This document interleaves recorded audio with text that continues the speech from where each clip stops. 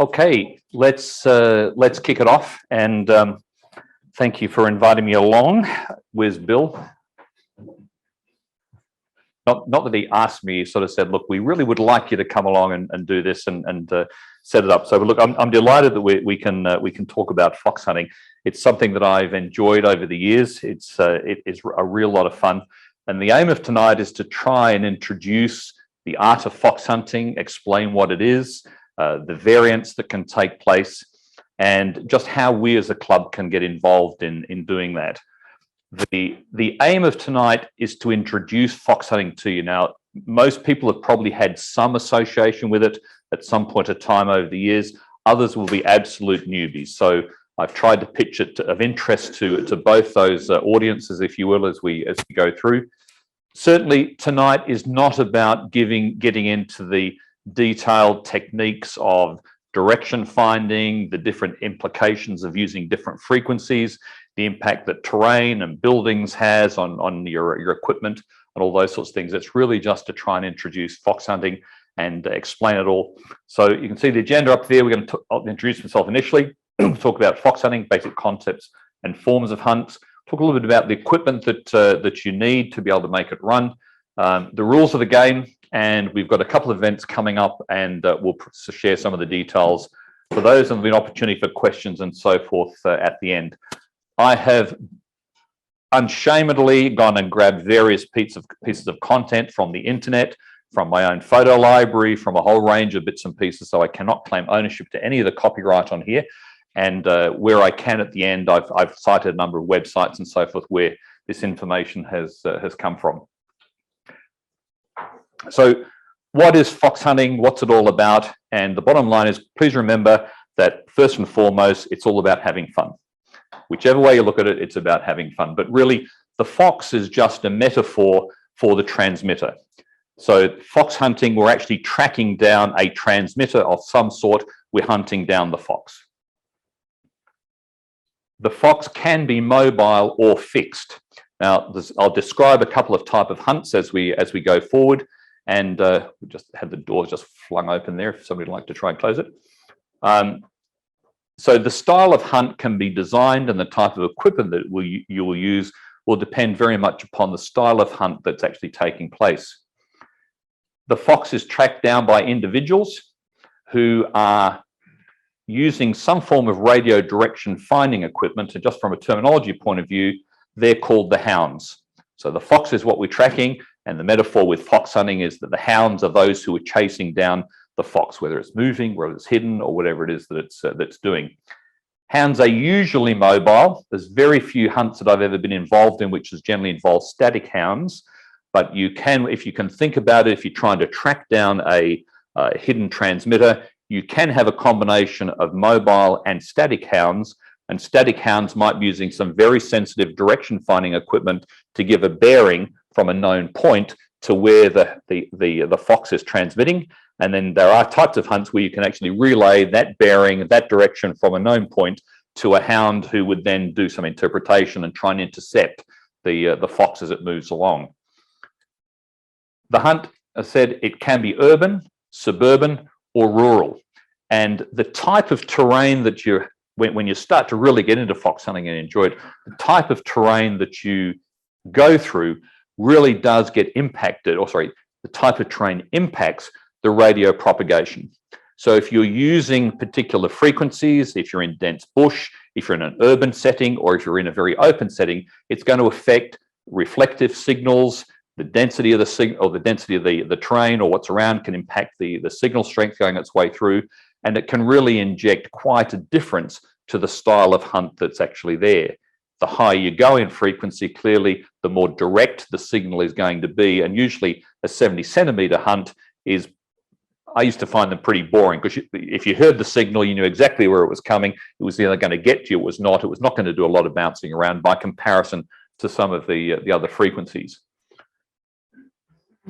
The hunts can actually be, as I said here, at a fixed location, i.e. the fox remains static and people launch or start from certain locations and try and track it down, or you could actually have a mobile fox.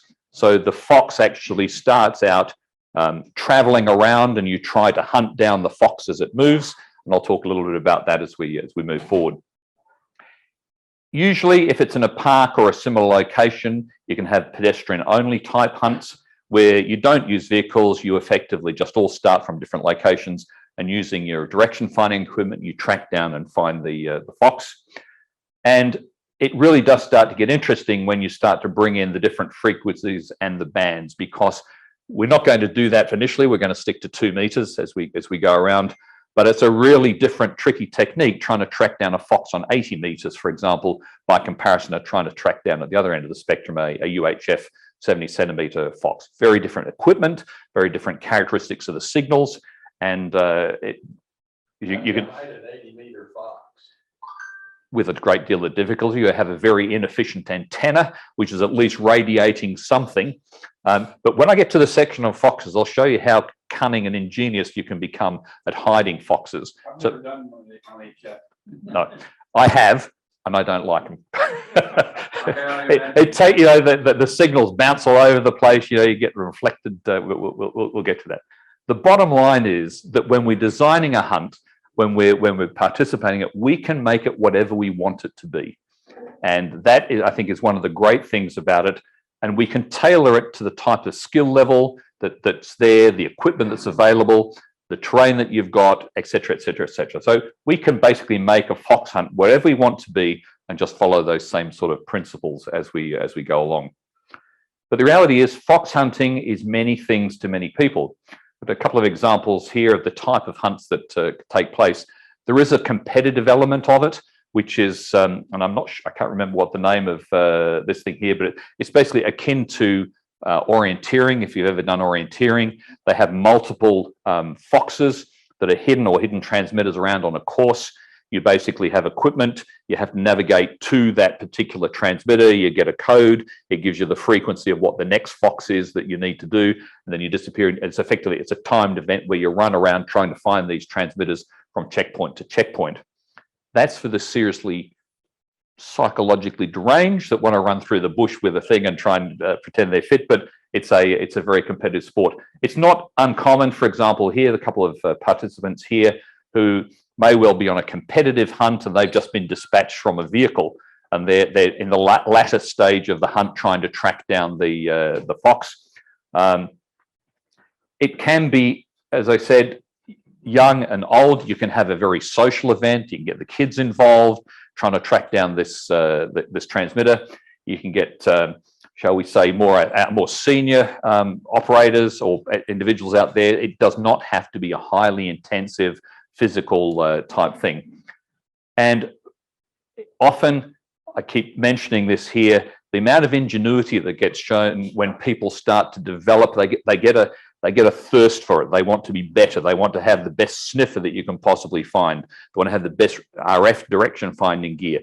People evolve and they play with it. And one of the great things about the hobby is there's no end of things that you can get involved with as you go forward. And here, you know, we've had a couple of events thanks to Bill building these fantastic antennas, the measuring tape antennas, which we'll be using as we go into the fox hunting. But when you really want to get serious, people really can get serious with their fox hunting gear. Now, these are some of my old compatriots from years ago. I used to belong to a radio club, the Nergs, which was the Northeast Radio Group it was a northern suburb of Melbourne. And we used to have hunts every Friday night on the third Friday of each month. These were city/parkland type hunts. They were mobile. So as I said, I used to belong to these guys. We used to have hunts every third Friday of the month. They would start off somewhere in some location designated in downtown Melbourne. They were mobile, and then I'll talk about those style of hunts. We have probably had 3 to 4 hunts during the evening. We'd finish at midnight on a Friday night, and we used to get up to all sorts of tricks and challenges in this particular process. But you know, some guys really put a lot of effort into the type of radio equipment that they were putting on their roof. These hunts were mobile for the first phase. That you'd be driving down the road that would actually have antennas spinning around on rotors. You'd have operators in the thing detecting signals, and I'll talk about the teams that we used to have. But as you say, here's the collection of the cars waiting to start the hunt on the way through. we're not going to get that serious, guys. So relax. We'll move forward very, very sedately and have lots of fun as we go. So I spoke about the type of hunts and the phase of the hunts, and to try and introduce that to you. The first phase of most hunts, particularly where you've got a mobile hunt, which is wide ranging, and personally I enjoy those more than the more static hunts, because you get out there, you can be tracking down a fox over tens of miles. Sometimes they'll last for an hour to an hour and a half as you're trying to track this thing down. So there's a whole different range of skills in the first phase of the hunt whilst you're effectively chasing down the fox. Toward the latter stage of the hunt, you usually transition to what I would call the transmitter hunt style of hunt, or the search, and ultimately the transmitter discovery. And I'll explain on the next slide as to why we have a discovery phase in some instances, because it's not always apparent as to what the fox is, where it is, or what it's actually doing, because those who are running the fox can get a little bit cunning and a bit ingenious as to where they position the fox. But usually in this style of hunt, the terminology that we use is the fox goes to ground. So if you're familiar with actual fox hunting, the fox will run around, it will be chased around, the fox will get exhausted, it will go to ground, it will actually hide and try and hope that everybody will run past it. So we use the same analogy, the fox, it goes to ground, which effectively means that if you started off with a mobile hunt, the fox has stopped being mobile and it's been hidden. Now, in some instances when that occurs, you can actually change the transmission type. So if you've been in a vehicle, you may be tracking somebody who's using voice or just emitting a carrier. And then when you go to the latter stage, the hunt and the search, you may be switching to a different transmitter that you're having to locate. And I'll talk about transmitters in a moment. The more common one for pedestrian, or what I would call limited range hunts, eliminate the chase. So we just go straight into the transmitter hunt and search and the transmitter discovery phase of that style of hunt. Now, you typically have those in a fixed location in a large parkland area, and we'll probably do a little bit of that to start off when we're testing out our gear and make sure it's working. People get the hang of how it all works. And then we might step up a little bit and make it a little bit more interesting as we go forward. But there really are two different types of equipment that you need for those two styles of hunts. The first one is where you've got a chase. You're often chasing a fox potentially over several miles, and you may be starting out with the fox already several miles away from you.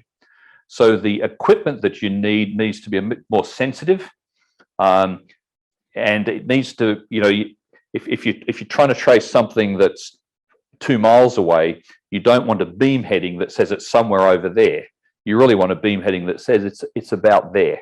So you need, you adapt the DF gear that you're using for that style of hunt a little bit differently from that you would need when you start to get into the transmitter hunt or the discovery phase, because there you need a less sensitive receiver, because generally you're going to be relatively close to it, and you need the ability to be able to attenuate the receiving signal so that as you get closer, you can become far more selective in where the fox is being hidden.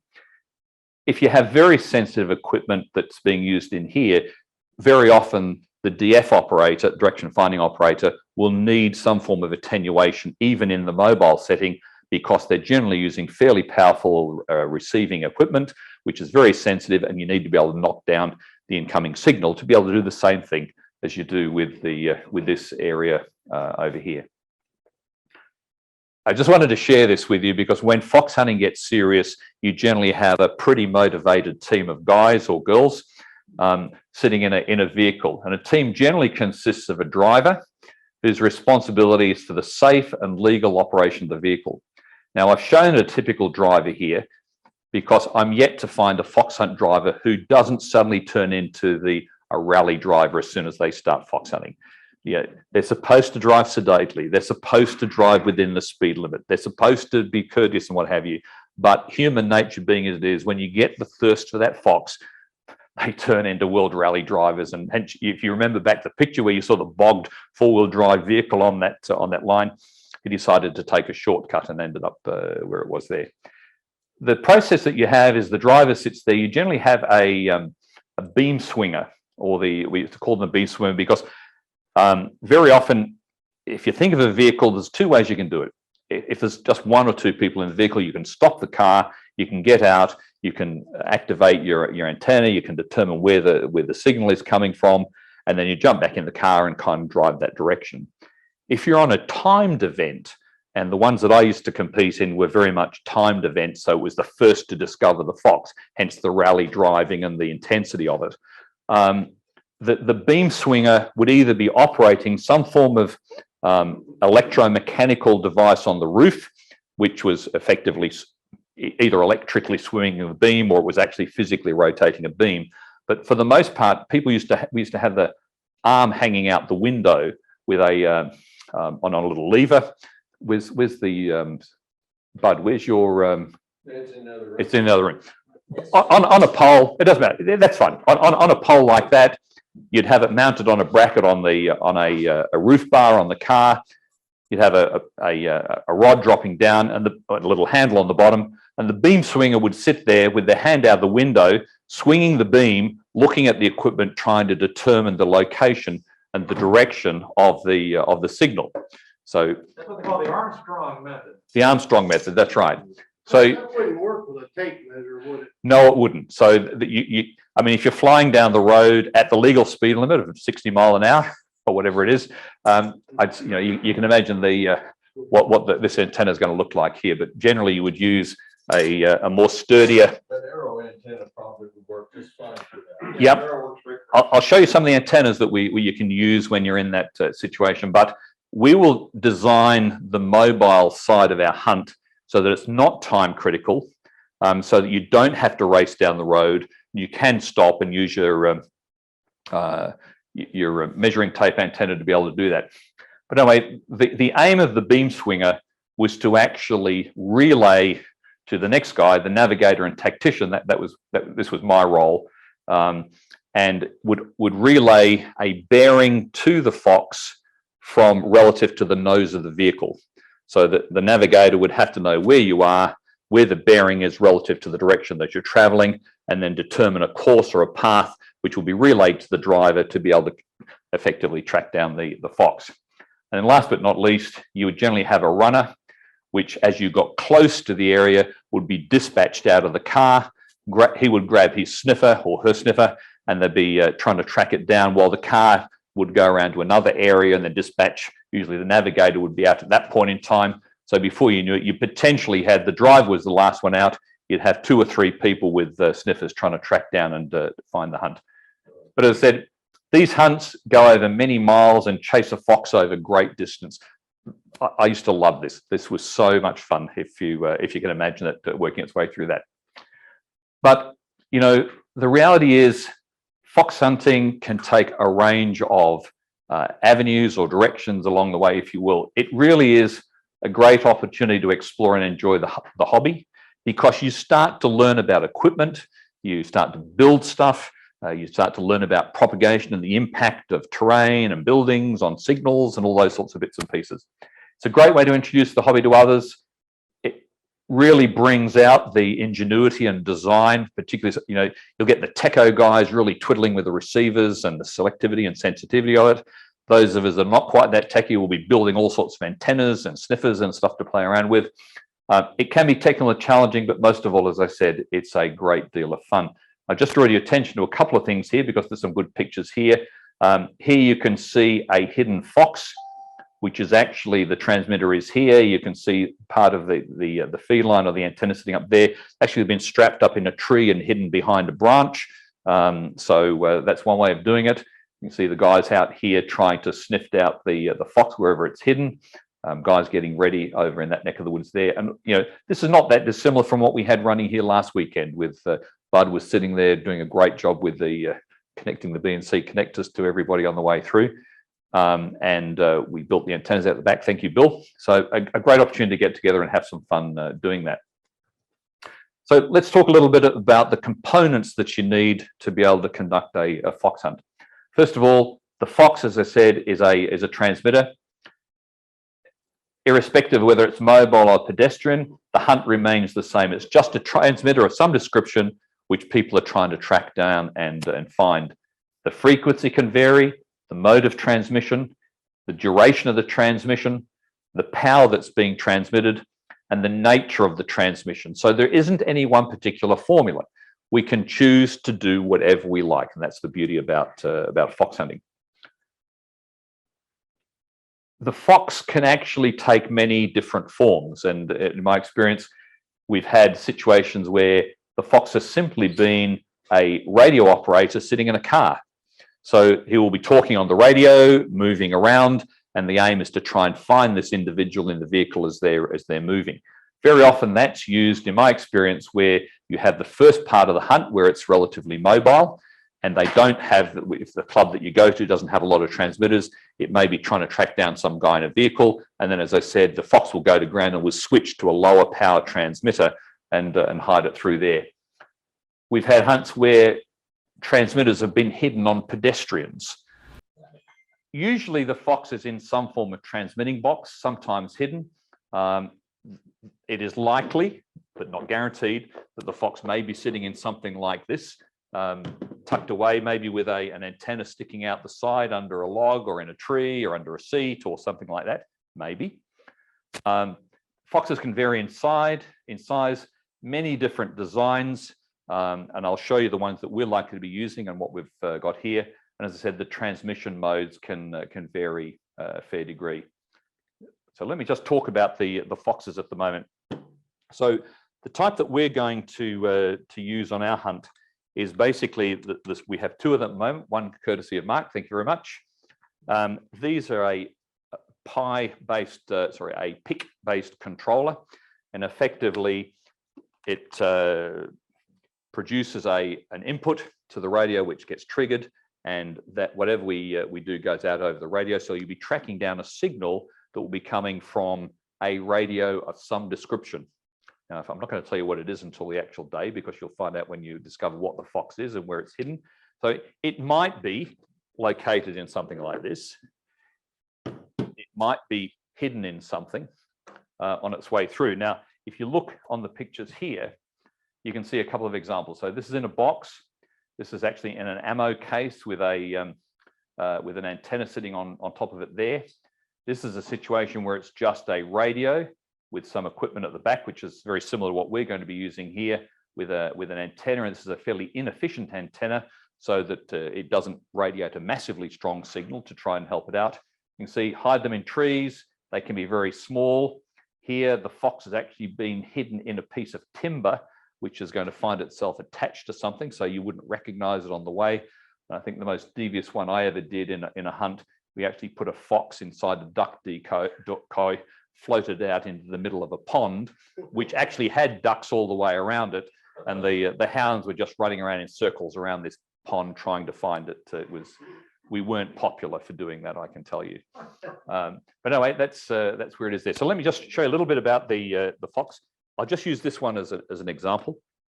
This is a commercial piece of kit. That's actually just a smaller version of this particular thing here. This is designed to operate with the W5ARH/Kenwood type of radios. It simply has the control unit is in here. This is programmed. It'll have the club radio call sign in there. And this one at the moment is the default one. It just transmits a series of tones. So we put that in the radio. Actually power it by plugging it into the battery on the back. Let me just turn the radio on and make sure we're on the same frequencies.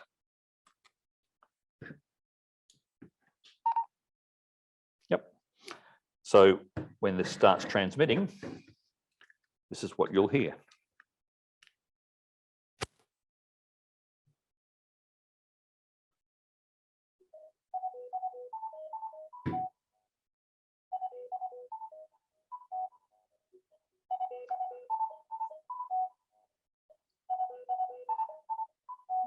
Be careful, 5 minutes gets annoying.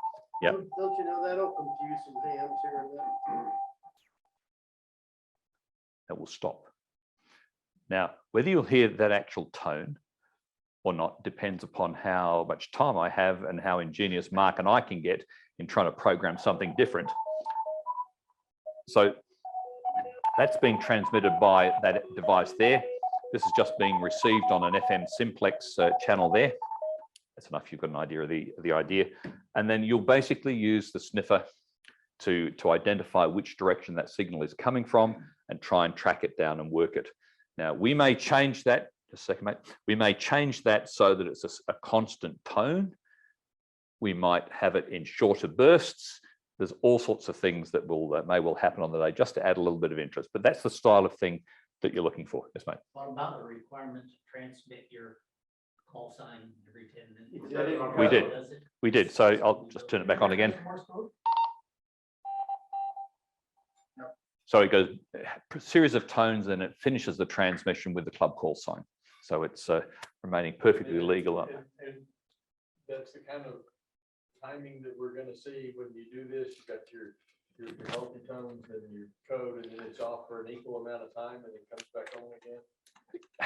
We can, these particular devices can be coded to effectively do a solid tone, a particular type of tone, all Morse code, or whatever. We can do it. So look, we're not going to make the first hunts difficult. The idea is to get used to how they work, enjoy using the equipment, track them down. So we're not going to be getting up to any skullduggery. You know, you're not going to be wading through the Trinity River trying to find a fish that's got a fox strapped to its back or something as it works its way down. But what we just heard, is that about what we're going to do? Pretty much, yeah.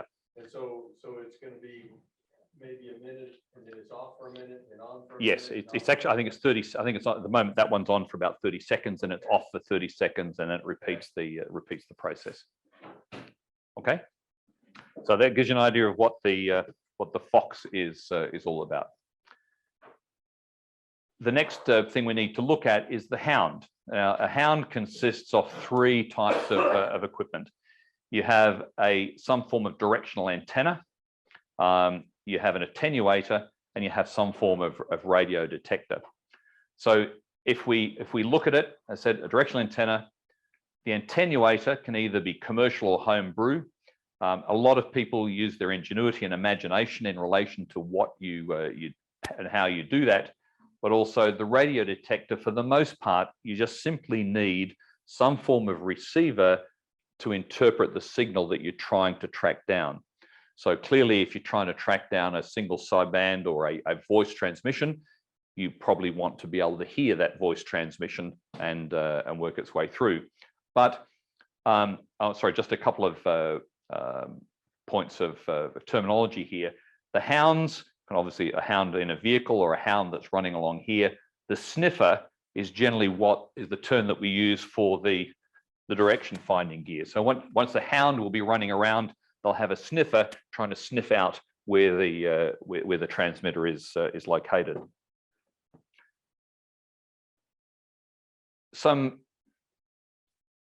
At the moment, the easiest way to do it is to simply have a cheap radio, plug it in a handheld, and just look for the signal strength or full quietening, if you will, on the FM signal. Other type of sniffers start to introduce a tone. The ones we used to use hear the signal, and as you swung it around, once you work the attenuator up, you get a woo, woo. So that with the height of pitch being where the signal was coming from, and so you're running around with these things whooping around as you work your way around. You know, a lot of them do use buzzers, some form of light displays, some have needles. This is where the ingenuity of the individual starts to come to play as we work our way through. The antenna for a fox hunt is generally optimized to have a much higher front to back ratio than most other sort of general radios that you have. Here's a couple of examples. I mean, obviously there's Bill, resplendent with Bud's antenna there that we took the other day. But here's a couple of examples. This particular antenna, and if you do want to build a fox hunting antenna, this is Greg Williams, VK3VT. He was the guy that got me into fox hunting. Bit of a mentor for me, an amazing guy. Dedicated most of his time in amateur radio to the NERGs and promoting amateur radio and so forth. So he's still alive, still on the air. So, but Greg has got this VK3VT beam, which is a very simple build. It's a piece of box aluminum, almost said aluminium. There's a box aluminum with solid things across here The design is on the website that you can pull it out. This is Paul, Paul DIP, did the plots and the calculation. You can see how much of a front to back ratio this thing has. This has proven good for them for 40 years. And even now, 40 years later, they're still using the same antenna. They figure they can't improve it as a DF-ing Foxhound antenna. So if you want to build one, go to that there. But there are all sorts of antennas that get used in terms of doing it. Some examples shown here. Here's a simple loop antenna. I think, Bill, you had one the other day. Did you bring it tonight? I didn't. You didn't. All right. He found some fancy shiny thing that has a loop antenna. The problem with just a straight loop, of course, is that it is bidirectional. So you have to think about, as you're moving around, where the fox is and hone in on it, because if you can be 180 degrees out. So the technique, of course, in that is to move left and right and work out which way it's going, so you can work out whether it's behind you or in front of you as you go. If you put aluminum foil on one side, you're going to mess up the characteristics of the antenna. Yeah, see, this is the great thing about fox hunting, right? Everybody's got their own little technique and idea as to how they're going to improve it. And yeah, you're going to block any of the back signal off of their medium. True. So yeah. Put the aluminum foil in your back. You can build one, Bill, and we'll watch you. We'll find out. Okay, we will. And you know, the great thing about this is it's like going fishing. The one that got away. If only I'd put the blah, blah, blah, it was going to be this big. You know what I mean? This use your body more than yeah, see, it's already starting. It's already starting. We haven't even started hunting. Are you suggesting that some of these guys are going to start to lying? No, I'd say that some of them will be waxing lyrical about how good their latest development really is, and you know, but we'll see how it goes. Look, there's a whole range of different styles of sniffer and options that you can use. If you want to get really fancy, there is some commercial gear you can buy. This is time distance of arrival technique, so it's actually measuring the phase difference between the different antennas, and therefore it can determine which antenna is the closest to the fox and provides a direction. Randy has one of those. By the way. You do. You know, this is a ferrite loop antenna, or ferrite antenna with a sense antenna sitting on the bottom. This looks like it's for a HS style radio. Sorry, the ferrite bar antenna was what I was referring to there. Simple Yagis, such as we're planning to use here. And this is a really great, these work well, by the way. This is a coffee can, they call them the coffee can antenna, which is just basically a can, doesn't have to be a coffee can, whatever it is, in which a small vertical piece of antenna is mounted to the center. In this case here, it looks like a SO239 or 259 antenna socket. And so the receiver from there, you'll plug that into the receiver, and of course the shielding on the can will prevent, or at least seriously attenuate, the signal unless you happen to be pointing the can directly at the fox or at the transmitting source. So that thing is an extremely highly directional antenna for close-in sniffing, where it becomes fairly difficult to actually find and differentiate the thing on the way through. As I said, lots of types of antennas that are there. The middle section here is the attenuator. As I said, as you start to get close to the fox, the receiver can become very much overloaded, and you need to find a way to attenuate the incoming signal to be able to determine and differentiate from the slight differences that you get in signal strength as you rotate a directional antenna around across the location of the fox. Here's a couple of examples. You can see here a magnetic loop with some form of attenuation there. You can buy commercial units. I know Bud has a great stepped attenuator box that he built to slowly switch in more and more, or adjust the amount of attenuation of the signal coming in. The one that I'm proposing that we use, only because they're relatively freely available, is this one here. I can't even remember the name of the guy that designed it, but sorry. So it comes in two variants. There are kits. They're $10 a piece. That you can buy those. You put them together. And looking at the soldering skills of the folks here last Sunday, be a great learning experience to try and hone those soldering skills. A relatively simple kit to put together, but if you know, I think if some of the new guys here that are getting into it, if you haven't got a soldering iron, go and buy one. we might even have a soldering night at the club, perhaps one night, to try and let you know skills associated with soldering. But you can pay an extra $5 and get them pre-built. You can have it sitting and mounted in a separate box. You can see here. In fact, I ended up doing that with mine. That is exactly that little antenna unit there. You can see. Switch it on. That I've actually upped the size of that from the original one that I did, so it actually contains the battery and that little attenuator in there. The output from this particular location here. So I just have a BNC connector or piece of coax for BNC each end. Connect it to the handheld, and then swing it around to be able to adjust the attenuation on the thing to work its way forward. That's one way of doing it. What about radio attenuators? Do those not work as good usually? You can use whatever you like. You can use your body to shield the signal. You can get a piece of aluminum foil and do what you like to do. You could get a propeller hat with whatever it is and sit it on there, whatever you want to do. And one way to think about it, you're doing exactly the opposite of what you want to do to make a prime station. You want to degrade your antenna. And you want to be able to progressively degrade it as you get closer to the Fox. How much attenuation are you going to need with, say, an ADB going antenna like that? How much attenuation do you think you need for the antenna? How long is this piece of string? The reason I'm not trying to be supercilious with it response, but I mean it depends upon the transmitter strength of the Fox. Depends upon the antenna that it's doing. It depends where it's been positioned. So the amount of shielding that's impacting the ability of the signal to get out. I mean, like just having a 20 dB inline. No, I would think you probably need 60 dB or above to do it. Been a straight attenuator, plain old Radio Shack attenuator. There's too much bleed through. You need that heterodyne, which is like this. What this. Well, this uses mixing products, but what typical power output would be for the Fox? Milliwatts or? yeah, well, It depends. if we connect it to one of these, it's going to be 1 or 5 watts, right? But we're not going to be running it at 5 watts, trust me. So it'll be at low power. When you're running higher power like that, one of the problems you have is when you get really close to it, it's not, the antenna is not doing anything anymore because it's saturating the actually into your radio. So you're going to have, you buy all the attenuation you want, you're still going to have a full bar and you got to go to some other method.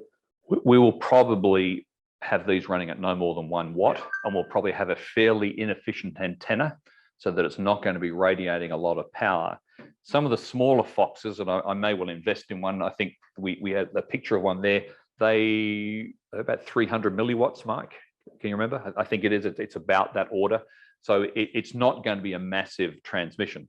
But if you're using a mobile hunt and you're trying to, you could literally have a hunt where you position a static receiver. You might be tracking down 20 watts, 25 watts for some time before we go to ground on that, if that's the way we work it. A couple of other examples here. This is the guy that produces these and sells them. By the way, if people want to get one of those, I bought 7 of them and handed them out a couple of weeks ago. If there's people who would still like one, I'm contemplating just putting another order in, so I have to pay for postage once. They'll be here by next Thursday if people want to do that. He also sells. He sold out of these now. He sells this particular type of thing here. It's just an upgraded version of this. It uses exactly the same principle, which I'll talk about on the next slide. And you can mount that in a case, which I've done here. So that's this thing here. So it's just basically taking that, putting in a case with a battery, and it works exactly the same thing here. You turn it on, you vary the amount of attenuation by what's going on here. The advantage of mounting it separately is that the one thing you have to avoid with these things is you cannot transmit into them because you'll blow up the mixer. So you have to have a receive-only device sitting at the other end. The advantage of that, of course, is that if you have one of these, you can use that as a transmitting and receiving antenna. If you want to put a radio next to it, you can do it. Whereas at the moment, this is configured basically as receive-only because I haven't got a bypass switch or anything like that sitting in there. So if you mount your attenuator in a separate box, you can clearly just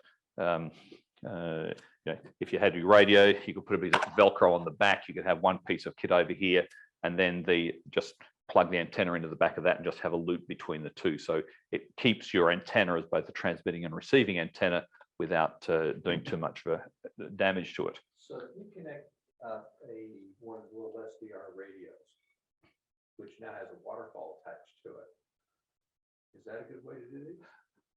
Don't know. I've never done it. See, that's another story. Bill can try that, and I can see now Bill's going to be sitting there. He's going to have the SDR thing. He's going to be walking around with a massive computer on the front with a screen tracking this thing down.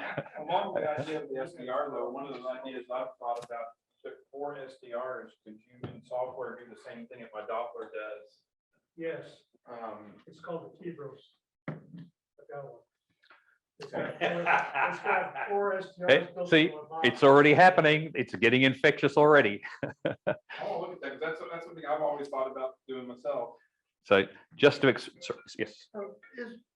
That's maybe a stupid question, but radio frequency gain, is that like an attenuator or no? No, that's the opposite. That's the opposite, okay, that's what I clean my signals up with, or the audio gain, of course, isn't over. So it's taking the signal that's coming in and amplifying it in a gain. We want to.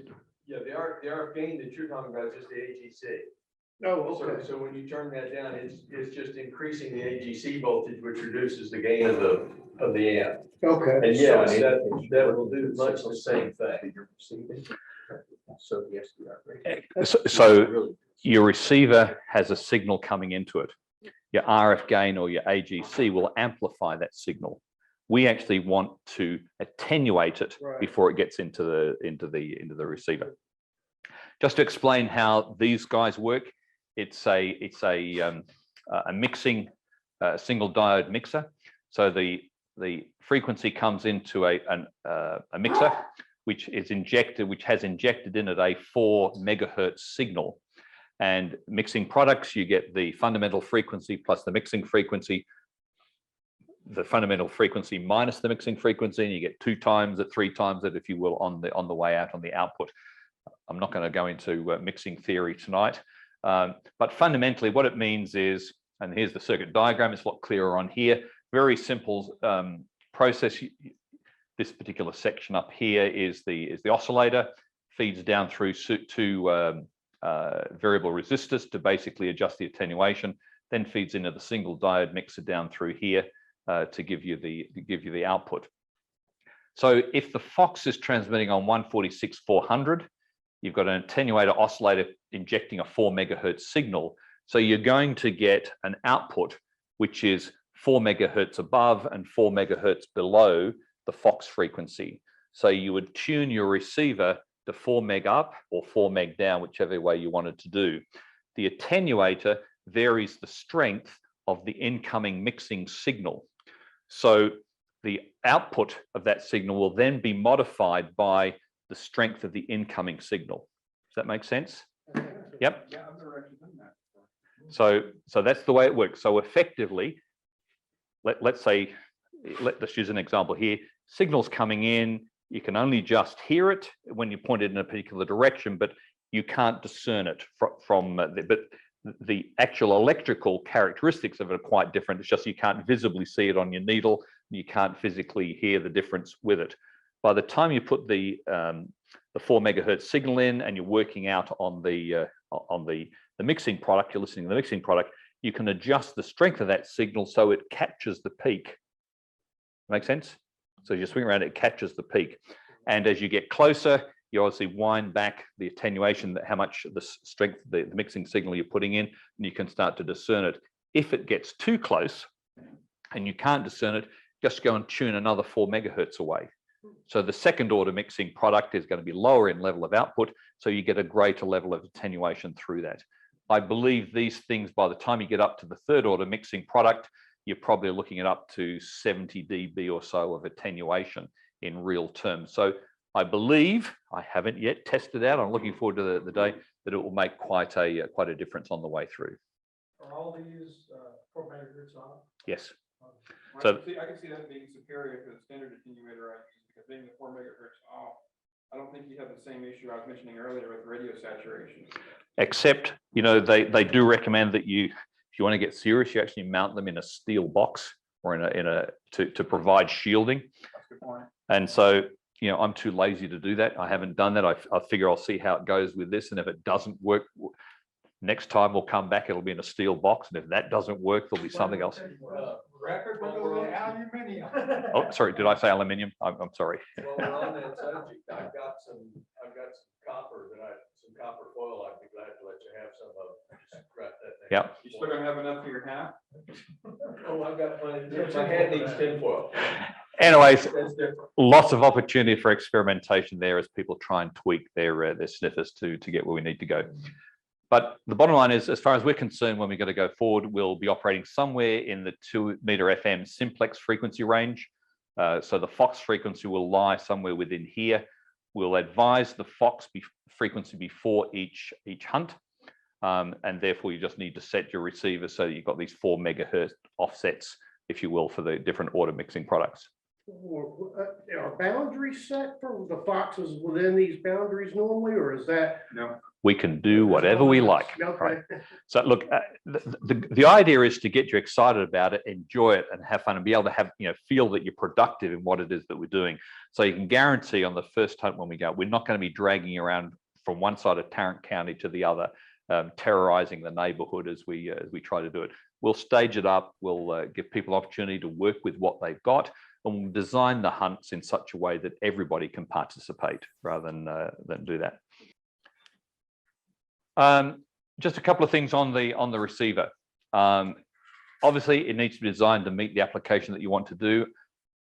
It needs to be able to receive the Fox frequency. If you're looking for longer distance RDF, you probably need a more sensitive receiver than just your standard Baofeng when you're just running around in the hidden fox hunt transmitter side. And also from a sniffer perspective, you need to have some sort of portable receiver when you go. I have seen people fox hunting in its day with the old FT 101 when we're doing HF, you know, in the car, they've got the big valve-based radios.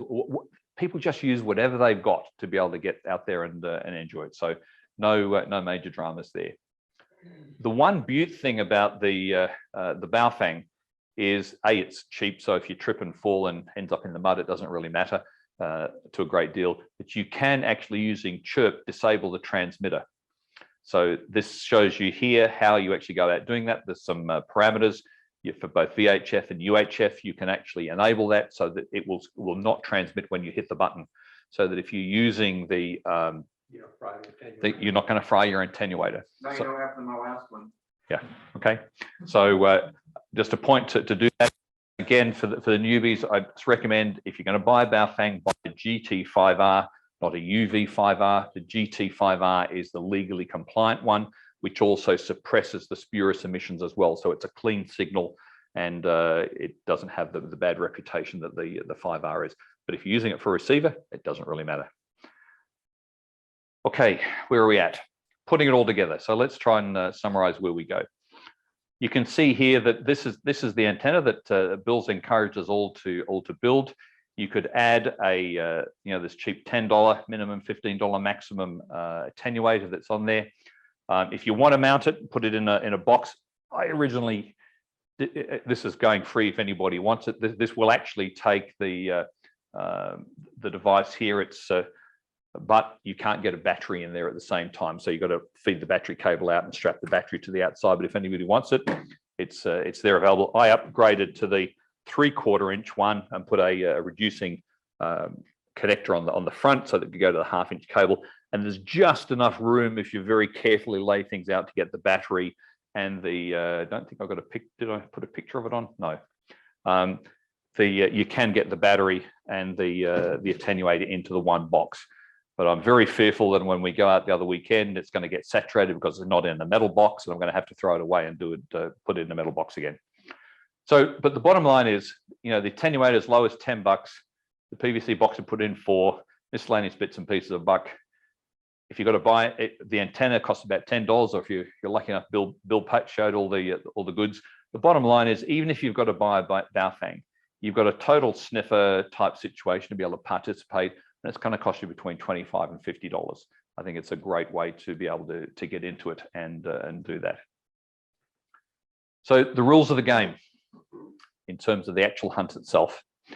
The great thing about it is I keep saying we can make up our own. We can do whatever type of hunt we want.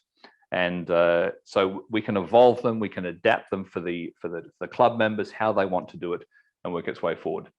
Whichever way we look at it, the hunt and the style of method of the running, it's really designed to accommodate the type of participants. It can become extremely complex, but it doesn't need to be, and it can be short distance or wide ranging. As a general rule, hunts are not held on private property. They're to undertake no damage to person or property through their conduct. If using vehicles, follow the road rules and laws. Don't scare people. Don't go running up to people with your radio gear, whooping all over them, trying to find out if they're the fox. And often technicals rules are introduced for serious competitions. So, you know, when you've got national fox hunting championships at stake and so forth, there's usually a whole sack of rules in terms of, you know, you can't have ancillary direction finding gear outside of the actual fox hunting team itself, and a whole range of other bits and pieces that limit the type of equipment that you can use. But that's when you start getting serious. We are a long way from being able to get there. So let's recap. It's fun. It really is a lot of fun. Easy to build and inexpensive to get into. It can take whatever form we want to, and it's a great activity for club because we get everybody involved. It can be a family event. You know, you don't have to be a licensed operator to actually operate a receiver. You can get the kids involved. You can get friends involved, if you will, to kind of do it, because we're not transmitting. You're actually receiving what's going on. So it can be a great family event on the way through. I used to take my wife before we were married fox hunting. I think she probably told you some of the horror stories on the weekend. When we got married, she's never been fox hunting again. So she. Is there like a talk frequencies among the fox hunters? I guess you could, like I say, you do what you Mate, want. you can do what you like. How do you know when it's been found? It disappears. Usually when we've done in the past, we've had, if we're hunting on 2 meters, we would do it on the talk on 440, just so we didn't, because a lot of us were using Dopplers, and we didn't want it to interfere with our Doppler equipment, so we used a different band than what we were hunting on. See, different teams use different methods of communicating. I'll mention what I think we're going to do when we run our hunt. But it's an opportunity to build and mess with equipment, learn skills, really social. And as I said, you don't have to be a ham to participate in the hunts. So what we're looking to try and do is the first hunt should be Saturday, the 9th of April. And the idea is to introduce people to the concept, bring the gear that you've got along, we'll run the foxes, and you can trial it out. You can see what works. And once you get the hang of swinging your beam, we'll perhaps have a couple of smaller hunts. There'll probably be more hidden transmitter hunts. Won't necessarily be far ranging and what have you. We may, I said, we're not planning to use vehicles, but we might. I think one of the, when I was seeing where it had gone, because I haven't done fox hunting for many years, I discovered one club that actually hunt in a way that they actually have the fox will go out and it will remain static in a particular position and will just broadcast. And then the hounds will leave from one starting point and have to find the fox. But it's not the first to find the fox, it's the vehicle that's traveled the least distance to get to it. So it encourages people to stop, take their time, find out where it is, try and work out where it is, and then plot how they're going to actually get to the fox.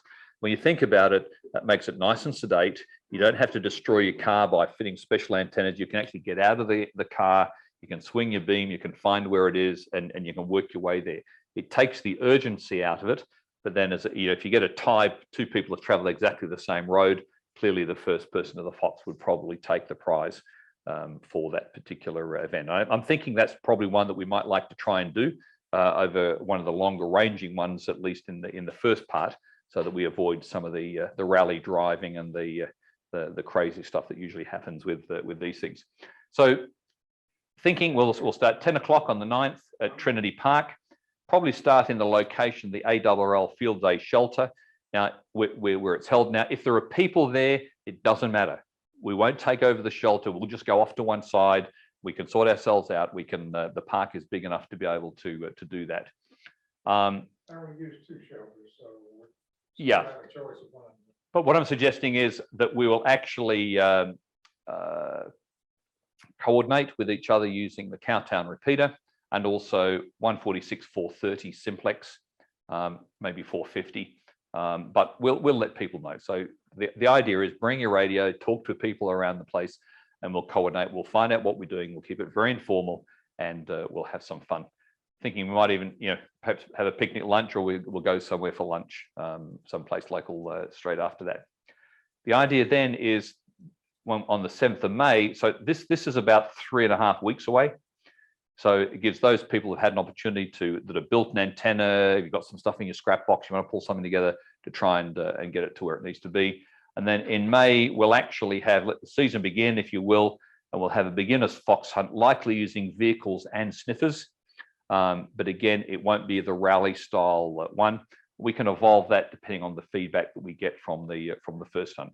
What to bring in each of these, in fact, we go back to that one here, was just suggesting the sniffer of choice, some form of comfortable clothing for walking, and some form of picnic lunch if we're going to have a picnic lunch, or a barbecue, or whatever it is we want to do, or whether we want to go somewhere and grab a bite to eat. This one here, because it's likely to be over a larger range, some sort of map of the Fort Worth area would probably help. And some clothing for walking again, and we could look at what we do after that. So as we draw to a close, a lot of references out there. You only need to go to the internet. You need to search for fox hunting. You go to YouTube. There's a plethora of information out there. You see clubs in action. You see events that are being run, and you can soon pick it up and get the general idea. So what we set out to do this evening was fox hunting, the basic concepts, type of hunts that take place, the equipment that you need, the rules of the game, and some of the details of the hunts that we're looking to plan and do. So with that, You've got 7 attenuators. Are you how many people do you think will be on a team? 2, 3, or 4? Minimum of 3. how many you want? Well, what I was going to say is that if it's 3 per team, we probably don't need a whole lot more attenuators, just because that gives you 21 people. Yeah, well, I mean, look, the reality is a team can be one person, right? So if we're doing a static hunt in one location, whoever wants to hunt is going to have an attenuator, Okay. right? It's the way it probably works. If you're, if we want to pair up and look, we're not going to need the driver, the beam swinger, the navigator, and the runner. That's not the style of hunt that we're going to do. I mean, tonight was about trying to expose people to what range of fox hunting takes place, but focus in on what we want to do as a club. Does anybody want an attenuator? If I go and order some more, is anybody wanting one? I'm interested in One. one, just, One, You two. go ahead and give that other one away. Okay, 1, 2, 3. Well, I'll get them pre-built. You don't want the kit? Yeah, I'll take it. Okay, so I'll 1, 2, 3, 4, 5. I'll order 5, and and how so many decibels will it attenuate, up to 70 or so, you say? maybe We'll find out. it will. It depends how many times you've gone off to with the first order, second order, or third order mixing products. Depends on the shielding that you're getting around the unit. My idea is if you lose the LO on a mixer, well, you lose the signal, basically. Yeah, that's right. And Can you hear me? yes, I can. Can you add me to the list, please? Already on there, Anthony. Already on Thank there. you, thank you, I appreciate it. So 1, I'm 2. gonna go back to my corner. I got 5 coming. Actually, there's 1 here. Does anybody want this one? Well, I'll take it, I heard somebody You can't before use me. that one, man. Okay, I That's not can't. pre-built, that's the kit. Oh, Thank you. Go